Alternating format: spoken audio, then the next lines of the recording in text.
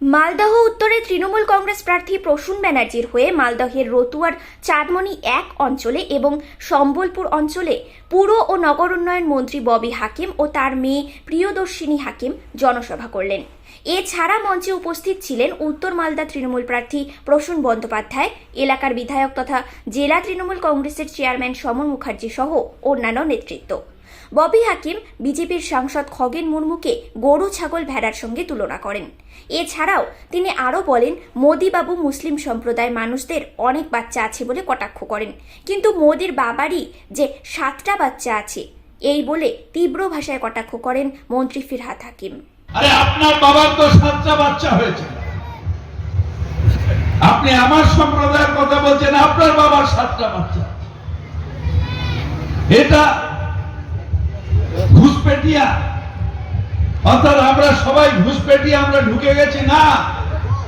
আমরা ভারতবর্ষে রয়েছি, স্বাধীনতার সময় থেকে আমরা রয়েছি। আপনি এনআরসি করে ভয় দেখিয়েছেন আসামে, এখানে এনআরসি করবার ক্ষমতা আপনার নেই, কারণ আমাদের মুখ্যমন্ত্রীর নাম মমতা বন্দ্যোপাধ্যায়। মমতা বন্দ্যোপাধ্যায় 21 ইলেকশনে বলেছিলেন, আমার জীবন থাকতে আমি এনআরসি করতে দেব না। আজও বলছি, কা কা কা কা করতে দেব না, এনআরসি করতে দেব না।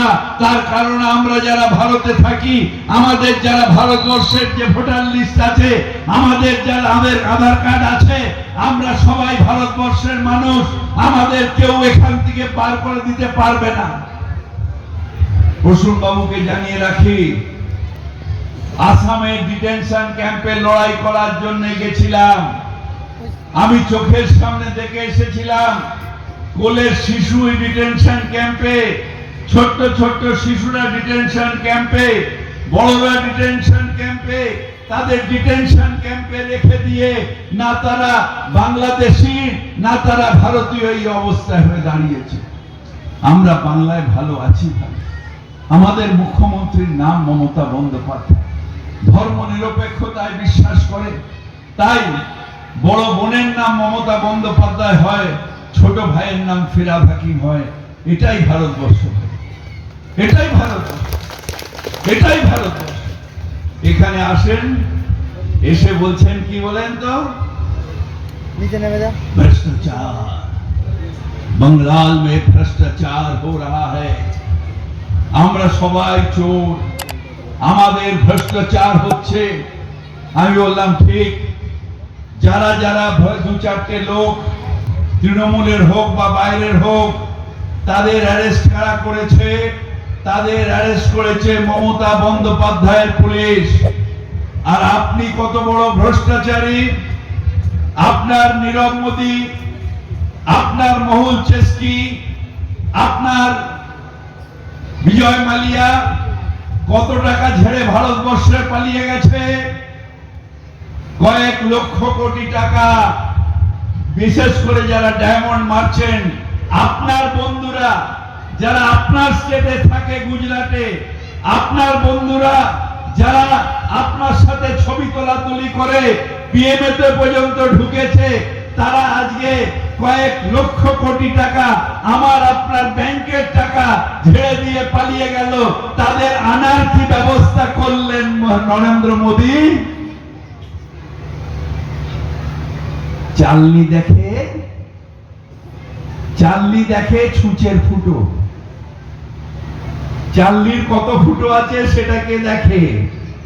চালনি বলছে ছুঁচের ফুটো, আর চালনির এত ফুটো। তাই ওর ফুটো।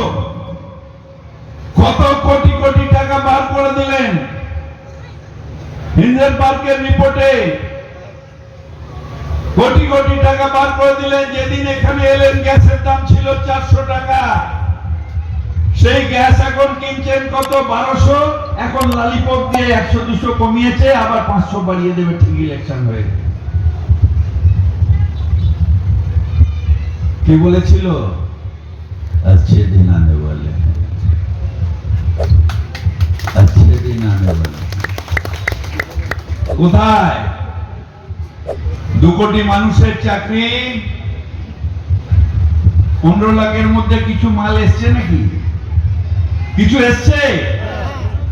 এই 1500, 2000, 1500, 15 টাকা, 15 পয়সা কিছু এসছে? মাল কিছু আসলে বলেন না, লজ্জার কি এসছে?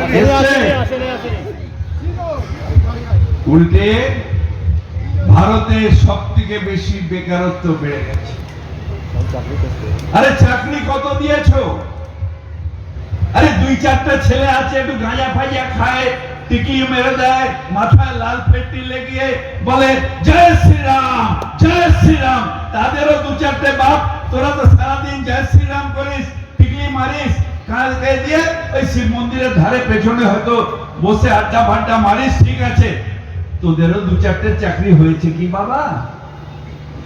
সারাদিন তো চেঁচাস বিজেপির হয়ে, 2-4টে ছেলের চাকরি হয়েছে বাপ।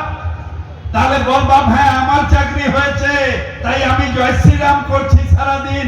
আমি বলবো ভালো হয়েছে, অন্তত 2টো ছেলের ভালো হয়েছে, গরিবের ছেলে, ঠিক আছে। কারোর কিছু হয় না, কারোর কিছু হয় না। শুধু যার হয় নরেন্দ্র মোদীর বন্ধুর হয়।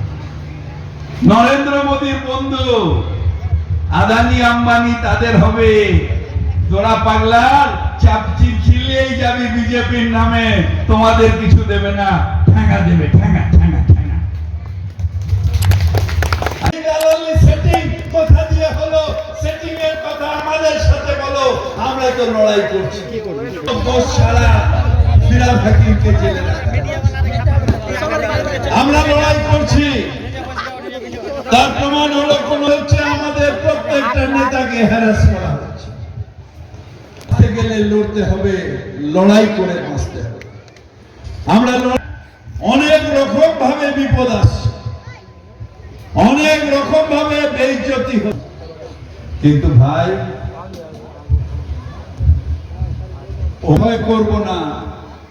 দুবেলা মরার আগে মরবো না ভাই, মরবো না। আমি ভয় করব না, আমি ভয় তাই আমরা লড়াই করে যাচ্ছি। হ্যাঁ, সিপিএম গাল দিচ্ছে, ওদের বাবা বিজেপি। তত গুনাহ করছিস। একটা মেয়ে ওদের বাপের, হ্যাঁ, উল্টো দিকে বসতো, তখনও চুপ করে বসতো। এই এমপি মানে কি? অ্যাকচুয়ালি এমপি মানে কি? এমপি মানে এরকম জানদার এমপি হবে, যে সারা লড়াই করার জন্য আসবে। পুলিশের লড়াই করেছে, এখানে বলছে আবার লড়াই করবো। লড়াই করেছে আমাদের এমপিরা। আমি অভিষেক ব্যানার্জির সাথে গেছিলাম, আমরা এই 100 দিনের কাজ যেটা বললো আবাসন নিয়ে, আমাদের ওখানে অ্যারেস্ট করেছি। এই লড়াইয়ের জন্য এমপি দরকার। আর খগেন মুর্মু কিসের এমপি? কাউন্টিং জানেন? সকালে যখন গরু চড়াতে যায়, রাত্রিবেলা ফেরার সময় 1, 2, 3, 4, 5, এই 5টা আমার গোয়ালের গরুটা ঢুকিয়ে দেয়। ওই ভেড়া কটা আছে রে? বলে আমার তো 11টা ভেড়া। গুনে নে, 1, 2, 11টা ভেড়া ঢুকে গেছে। হ্যাঁ ঢুকে গেছে। এরা হচ্ছে কাউন্টিং এর ভেড়া। আমি 400 ভোট চাই, তার মানে 400 এমপি নয়, 400টা ভেড়া চাই।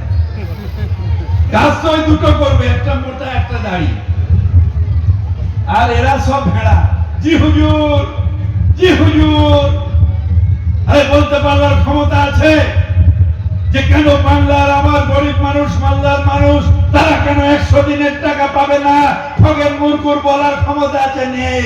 ও তো ওখানে গিয়ে করবে। ভেড়াদের দিয়ে ভোট হবে, ভেড়াদের ইলেকশন হবে।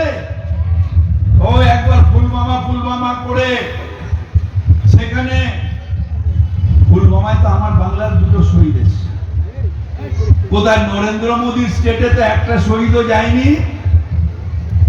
পুলবামায় আমার স্টেটে এসছে, মানে বাংলা এসছে, বিহারে এসছে, এমপিতে এসছে, পাঞ্জাবে গেছে, পুলবামার শহীদ। কোথায়? সেখানে নিজের স্টেটের কি বাঁচিয়ে দিলেন কেন? কি উপরে ভারতের আমাদের যারা আমাদের হয়ে লড়াই করে,